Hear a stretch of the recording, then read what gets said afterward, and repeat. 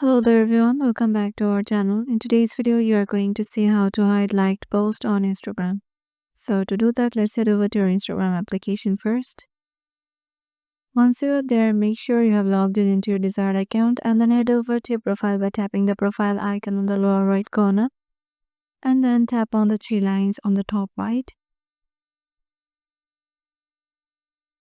And once you are there, just head over to your activity in how you use Instagram section. In there, go to likes. Here, filter out the posts you have liked, so tap on all content types and just select the post and tap on apply. Now select the desired post you want to remove the like from. Tap on unlike.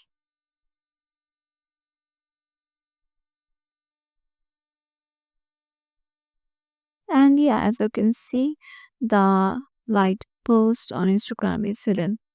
So yeah, this is how you can do it. Hope this video will help you out and we'll see you in the next video.